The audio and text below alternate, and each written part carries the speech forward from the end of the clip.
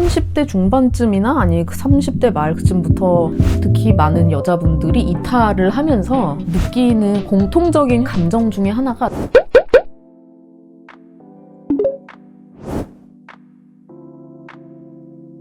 네, 여기는 경복궁 근처 서촌에 있는 제가 사는 집입니다. 네. 그래서 매우 오래된 낡은 한옥을 수리해서 일부는 에어비앤비로 손님들이 오셔서 묵으시고 나머지 부분은 제가 재택근무하면서 살고 있어요. 네. 네. 어떻게 한옥을 고르고 살게 되신 거예요? 제 삶에 이 수없이 많은 망한 플랜 중에 좀 큰 건인데요, 이게.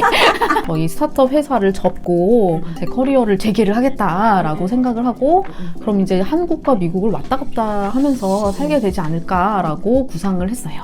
그러면 한국에서 자리를 비웠을 때도 부수입을 창출할 수 있거나 그냥 비용이 날아가지 않는 환경을 좀 만들어 볼 수 없을까라고 해서 서구 분들이 한국에 출장이나 관광을 오시면 이런 좀 전통적인 거나 되게 구도심을 보고 싶어 하실 거라는 생각을 가지고 있었어요. 제가 그 취향이기 때문이에요.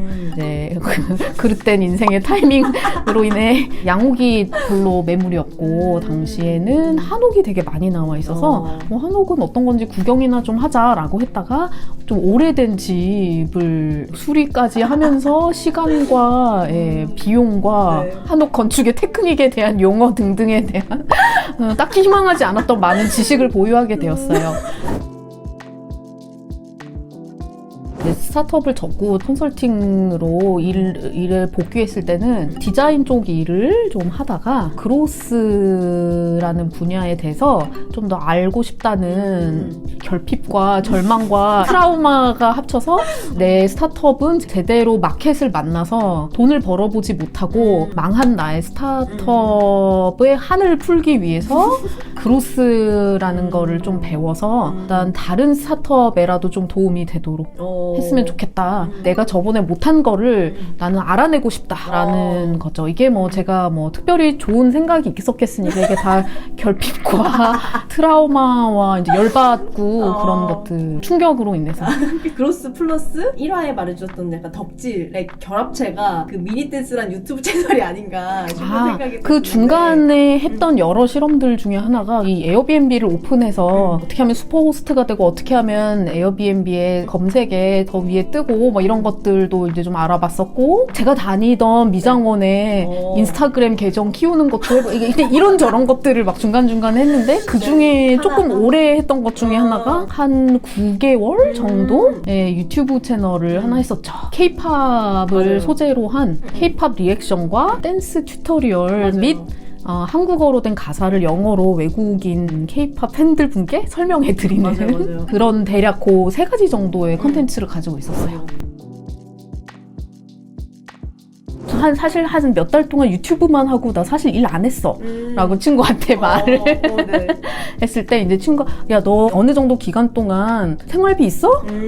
지금 재정적으로 문제 없어? 라고 했을 때 그때까지는 없어 라고 하니까 그럼 하고 놀아 라고 얘기를 해줬죠. 대부분의 사람들은 되게 신기하다? 그러니까 시도 자체가 저라는 사람이 너무 하지 않을 뭐 K-팝에 유튜브에 댄스에 이런 것들이 저 같은 이력을 가진 사람이 그쵸. 전혀 하지 않을 만한 거를 하니까 흥미롭게 봐주셨죠. 사람들한테 정당화를 하자면 내가 서비스 디자인 컨설팅하는 입장에서 봐서 이제 컨텐츠 마케팅 안 하시면 안 되고 컨텐츠도 이제는 영상 안 하시면 안 되고 지금도 그 유튜브 채널을 한번 해봤고 그걸로 단기간에 구독자 베이스를 얼만큼 키워봤고 그런 거로 인해서 스타트업이나 이런 사업에 관련된 상담이 들어오는 경우도 있기는 있습니다.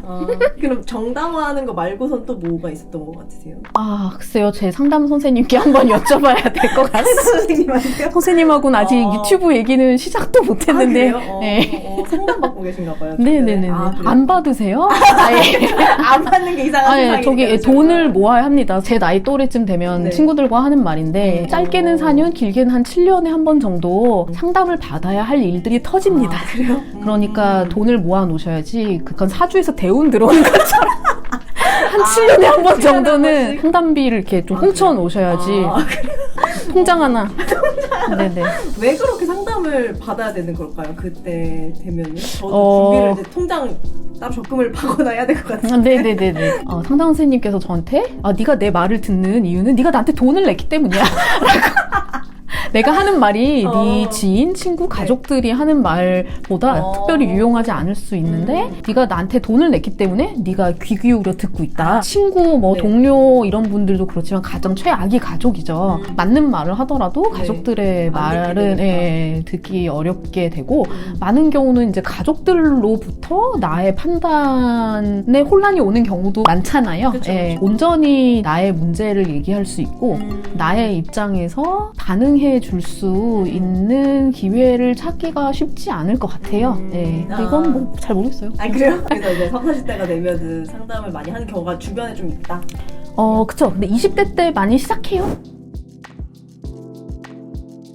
제가 미국에서 회사 생활을 하고 석사를 졸업하고 나서는 이제 몬산토라는 회사 맞아요. 같은 케이스도 있고 우리가 믿는 신념하고 우리 돈이 투자되는 방식 사이의 괴리에 대해서 문제의식을 가지고 핀테크 스타트업을 했는데 네. 그 핀테크 스타트업을 결국 의미 있는 사업 성장을 이루지 못하고 접었고 그래서 이제 여러 가지 일들이 중첩이 되면서 제가 잘 몰랐던 저의 모습을 보게 됐어요. 이런 많은 일들을 겪게 될 때 많은 것들이 나에게 영향을 미치게 될 때 저는 제가 좀 더 통뼈인 줄 알았어요.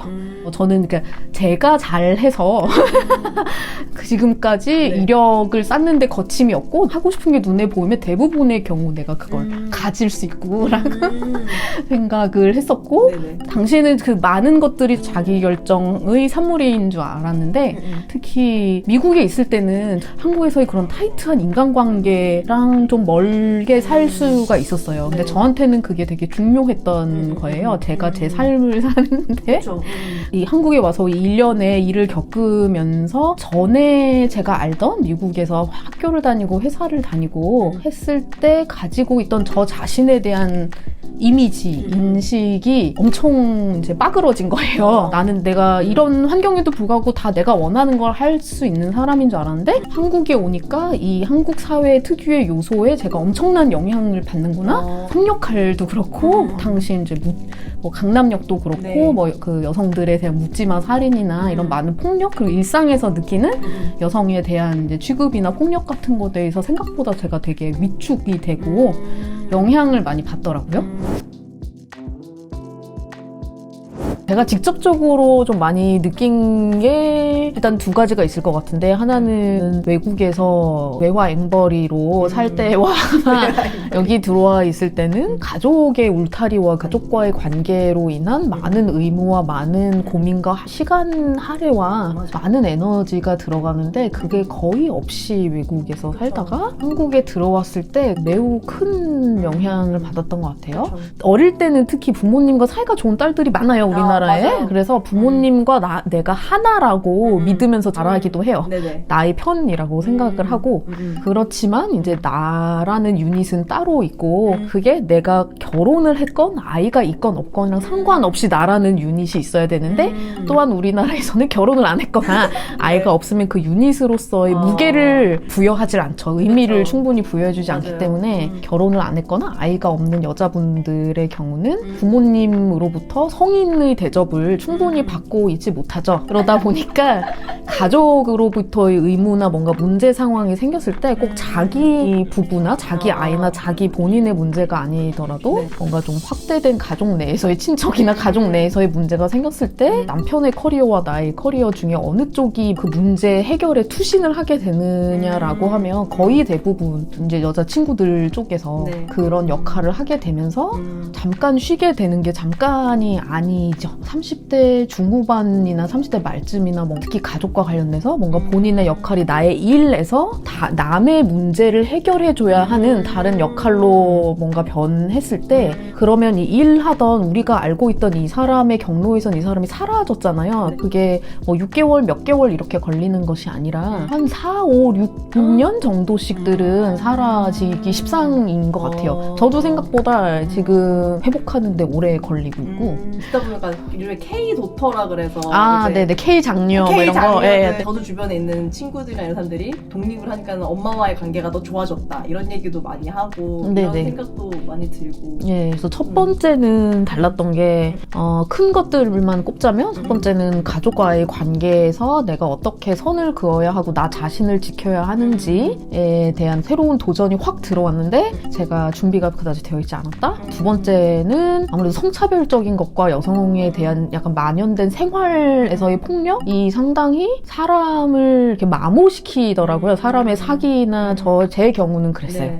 대단한 걸 겪지 않더라도 그냥 뉴스나 매체에서나 여성을 어떻게 호칭하고 어떻게 소비하고 한쪽으로는 소비되고 한쪽으로는 계속 피해자이고 네. 그런 것들을 매일매일 계속해서 본다는 게 제가 상상한 것보다 훨씬 저한테 더 큰 심리적인 영향을 주는 것 같더라고요. 그래서 저도 되게 놀랬어요. 네네네. 아니요.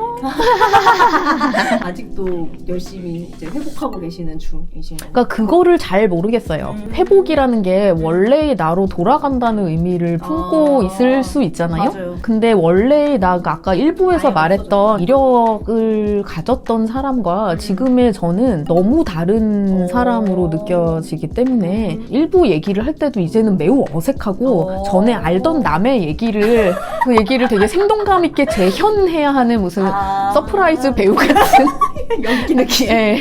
그래서 좀 많이 어색해요.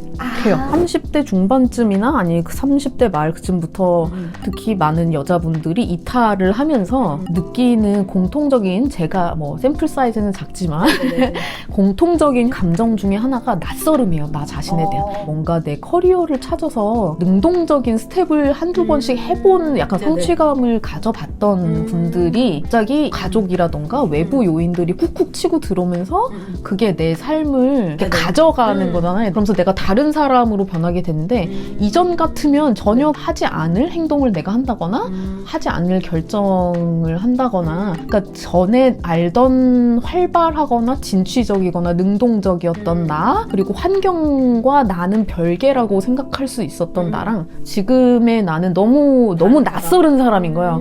내가 왜 이러지? 아니 전 같으면 이거 3개월이면 한달 조금 우울했다가 다시 올라올 얘긴데 나는 왜 안 나아지는지 이해가 안 간다. 왜 이렇게 오래 걸리고 오히려 더 안 좋아지는 것 같기도 하다라는 그런 당혹감과 이질감, 본인에 대한 이질감에서 좀 어려움들을 많이 겪죠. 그러니까 뭐 상담 선생님도 도움이 될 수 있어요. 그러니까 완전 다른 사람이 된 것 같은 수준인 거죠. 네, 그리고 그 사람이 마음에 되게 안 드는 거죠. 세상이 좀 더 단순하거나 좀 더 쉽게 보였을 때 나는 그런 사람들에 대한 이해가 부족했을 거 아니에요. 그쵸. 그러니까 내가 약간 그런 모습을 보일 때 내가 용납도 안 되고 이해도 안 가고 너무 약간 쪽팔리고 당혹스럽고 막 숨고 싶고 막 그래요.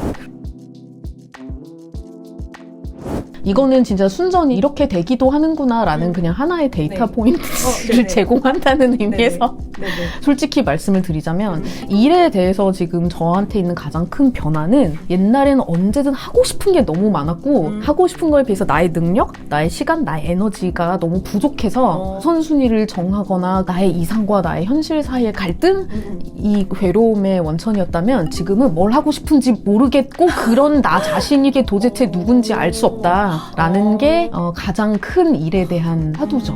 상담을 하면서 이런 얘기들이 나는데 상담 선생님은 60대의 미국 여자분이신데 상담 선생님께서 나 지금 세미 은퇴 상태야 라고 얘기를 하신 거예요. 그래서 오프라인에서 병원에 출근을 하셔서 하시는 일들이 있고 이렇게 온라인으로 한 사람이 50명 정도 된다는 거예요.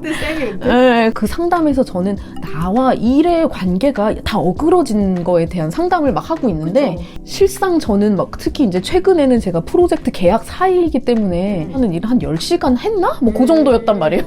그래서 그게 좀 너무 웃긴 거예요. 그러게요. 선생님과 저의 대조가 50시간을 일하는데 일하지 않고 있다고 주장하는 자와 10시간을 밖에 일하고 있지 않는데 일이 나의 전부다라고 주장하는 이 자의 이 둘의 불협화음 이거 우리 뭐예요? 우리 둘 다 이상해요. 막 이렇게 막 얘기를 하다가 그때 처음 이 생각을 해봤죠. 나는 은퇴를 했던 건가?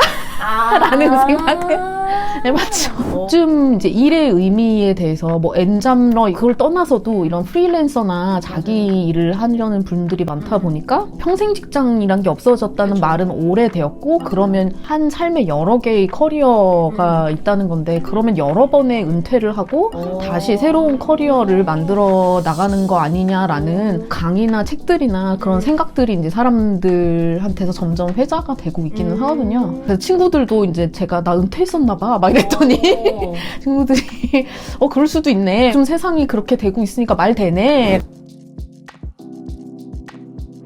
몇 년 전만 해도 제가 아마 첫 번째로 나오는 말이 남자의 풀을 넓혀서 보세요 였을 것 같아요. 아, 남자 잘 골라. 남자 근데 한국 남자만 보시지 마시고 글로벌하게 네네네 뭐 영어도 배우시고 중국어도 배우시고 나가자. 근데 코로나가 막 네, 코로나가 있고 그리고 두 번째로는 이미 젊은 여성분들께서 비혼주의가 많아지셨기 때문에 맞아요. 일단 파트너가 있어야 된다라는 이 전제 자체가 약간 후진 전제가 된 것 같아서 그거가 1순위가 아니고 저 같은 경우도 이제 파트너가 없이 저 한 개체로서 이제 가구를 이루고 살고 있잖아요. 그러니까 이제 동료나 친구의 역할 어떻게 보면 유사 가족 나에게 유사 가족에 해당하는 그런 느슨한 이런 집단들이 나한테 결정적인 생존의 무기가 되거든요. 저희 한 30 중반 이상 정도 된 다음에 여자들끼리 모여서 얘기를 하면 거의 빠지지 않고 수렴되는 원하는 서비스들이 있어요. 하나는 언니 구독 서비스. 내가 몰랐던 거를 알려주는 언니가 있었으면 좋겠다. 근데 친언니랑은 되게 다른 개념인 거고. 두 번째는 꼰대 알람. 이 필요하다. 그게 생각보다 일찍 와요. 그러니까 내가 저거는 내가 꼰대가 됐을 때. 그러니까 내가 부당하다는 거를 느끼는 사람이었다면 생각보다 빨리 누군가가 나를 부당하게 보는 시점이 생각보다 빨리 오면서 되게 놀래요. 막 이렇게 되거든요. 막 삐삐 말라 지금 꼰대 되기 일보 직전이니까 조심하세요. 네. 약간 이런 느낌. 그런 꼰대나 넌시눈이 될 수가 있는데 그럴 때 옆에서 야 너 지금 안 된다. 너 지금 가만히 있어. 아니면 너 지금 저거 잘못했다. 라고 말해줄 수 있는 친구나 언니가 필요하죠. 일단은 제일 많이 나오는 얘기가 그 두 개인 것 같아요. 네. 언니 구독과 꼰대 알람 서비스를 많은 30대 이상의 여성분들이 제가 알기로는 원하고 있어요. 저희 사회생활 경험에서는 30대 중반쯤부터 과반수의 내 주변의 여성분들이 사라지기 시작을 하거든요. 맞아요. 그럴 때 그래 너 이상해. 전 같지 않아. 왜 이렇게 달라졌냐? 라고 나한테 물어봐 줄 수 있는데 내가 선로를 이탈할 때 너 이탈하고 있어. 여튼 얘기할 수 있는 친구들이 필요해요. 왜냐면 이탈을 할 때 놀랍게도 대부분 놀라운 수준의 고립에 빠져요. 혼자 1인 고립에 빠지거든요. 도움을 청할 생각을 잘 못하고. 네, 그리고 내가 흔치 않은 케이스라고 생각해요. 내 주변에 나만 이렇다라고. 나한테 닥친 이런 상황이나 뭐 그게 가족의 사정이든 뭐든 되게 특수하다고 약간 그런 그런 편향을 가지게 되고 그러므로 나는 지금 어쩔 수 없는 상황에 있고 이거는 정말 특수한 상황이고 다른 옵션이 전혀 없고 그러므로 내가 나를 갈아 넣는 수밖에 없다라는 확증 편향 같은 거에 쉽게 빠지기도 하고 그럴 때는 외부 활동도 거의 안 하기 때문에 계속해서 뭔가 끈이 있어야지 되거든요. 그래서 동료로서 그러니까 같이 헤매고 있는 친구들과 맞아요. 지속적으로 뭔가 자기 일을 이뤄나가고 있는 친구들 아니면 나보다도 더 어려움을 겪고 있는 뭐 실제로 건강 문제라던가 정말 맞아요. 힘든 일들이 생길 수 있으니까 그런 다양한 상태에 있는 친구들이 끈을 서로 놓지 않고 있으면 맞아요. 정말 좋아요. 그러니까 그게 언제나 같은 호흡으로 갈 수는 없고 맞아요. 잠깐 사라지더라도 다시 돌아올 수 있는 친구의 그룹이 있는 게 좋다고 생각하는데 제 경우는 지난 한 2년 정도는 그런 친구 그룹에 상당히 이제 덕을 봤어요. 최소한 혼자 있으면 안 돼요. 혼자 맞아요. 있으면 안 돼요. 맞아요. 네네. 중요한 지점인 것 같아요. 맞아요. 물어보고 싶으신 건 오늘 어떠셨어요? 40대의 어떤 선배의 얘기를 진짜 안 하는 경우가 많은데 그 과정에서의 그런 얘기를 많이 들을 수 있어서 전 너무 좋았고요. 사실 기원이 걱정 되게 많이 해주셨는데 전 진짜 다 하나하나 주옥같이 다 너무 좋아갖고 이걸 빨리 영상을 만들어서 더 많은 사람들이 빨리 봤으면 좋겠다 이런 생각이 지금 되게 가득가득해요. 너무 좋은 얘기들이 많았고 이런 얘기를 왜 아무도 안 해줄까 이런 생각이 되게 답답한 게 많았어가지고 그걸 이제 할 수 있겠구나 이런 생각이 들어서 은퇴를 했었기 때문에 잃을 게 별로 없어요. 혹시 오늘은 어떠셨어요, 기원님은? 예, 저는 조금 불만족스러웠어요. 저의 퍼포먼스가 좀 불만족스러웠고, 저희가 사전 인터뷰 했던 걸 가지고 네. 한 레벨을 올려서 질문을 주시니까 제가 그 패턴을 잘 못 잡았던 것 같아요. 어떻게 말을 하면 재밌을지에 대해서. 여기 집도 초대해주시고 아. 예쁜 하늘을 찍고 해서 저희는 근데 언제나 걱정은 그런 거예요. 너는 이렇게 이쁘게 생긴 집이 있고 뭐 가진 것도 많아 보이고 그러는데 공감이 가능한 얘기인가에 대한 그 선에 대해서 이 정도 나이가 들면서 점점 그 감이 약간 이 줄타기에 대한 감이 점점 생기는데 오늘 그 감이 조금 불안해요. 아 그래요? 네. 저희는 다 너무 공감이 그래요? 많이 네. 됐어요. 듣는 사람 네네. 입장에서는. 네, 그러면 네. 어떻게 좀 잘 부탁드립니다. 예.